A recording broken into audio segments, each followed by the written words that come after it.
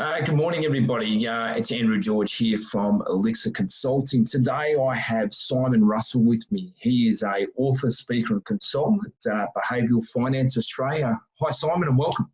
Thanks for having me on board. Absolute pleasure. You and I were talking yesterday. I mean, what a crazy time in markets it's been.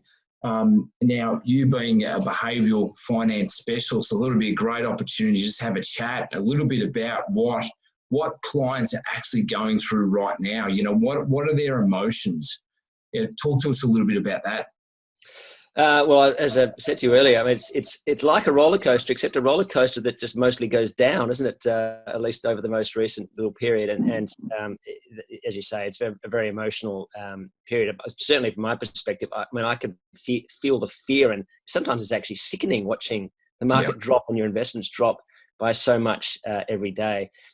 And when I reflect on the sort of, I guess, the behavioural finance research, it's definitely not going to be a silver bullet to that. There's not going to be an easy solution that you snap your fingers and all the problems go away. A vaccine maybe might be the answer to that. But I guess where behavioural finance comes in is that there are systematic ways that we can change the way we engage with clients.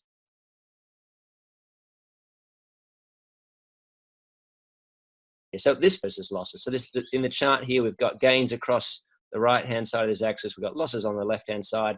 And up here, we've got some sort of measure of the psychological impact, how we feel, how does it impact our decisions? And what this chart is showing us is a few things. Firstly, it's showing that losses matter more than gains. And you can see that because this curve is much steeper. The losses down here are much steeper. So for a given amount of gain, say X, call that $50, well, I feel a certain amount of positive emotions if I make a gain. Well, losing $50, I feel roughly, it's different for everybody, but on average, roughly about twice the negative. Mm-hmm. Right? So losses are more important than gains. Small gains and losses matter more than equivalent larger gains and losses. So of course, we don't want to make large losses, but if you said, well, how would you feel about walking out in the street losing $50? Well, you'd feel pretty bad about that if it flew out of your wallet, went down the drain. What if you opened your wallet and $100 fell down the drain? Well, you'd feel worse about that. But imagine if you walked out in the street, $50 fell out of your wallet, went down the drain, and then later that day, another $50 flew out of your wallet and went down another drain. You'd probably feel worse in the case where you've lost the $50 twice than the $100 once. Yeah. So the small gains and losses are particularly important, which that is shown on the graph by this line flattening as it goes further away, and this line flattening as it goes further away.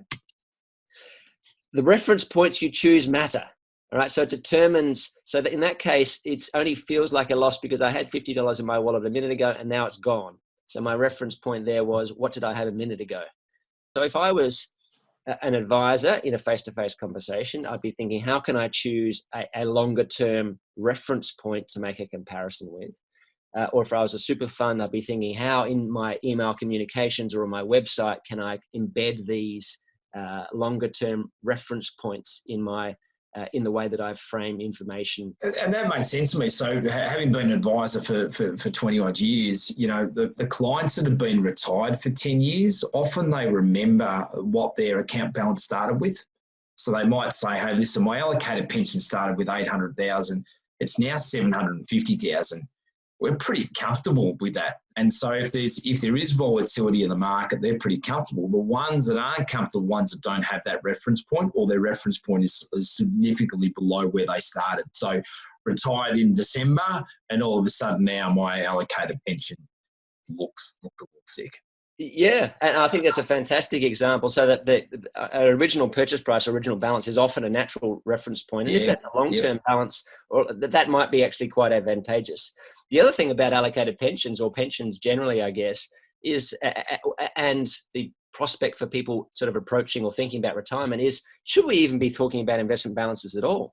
Or should we be talking about an income in retirement? What's your now projected income in retirement? Yeah, totally.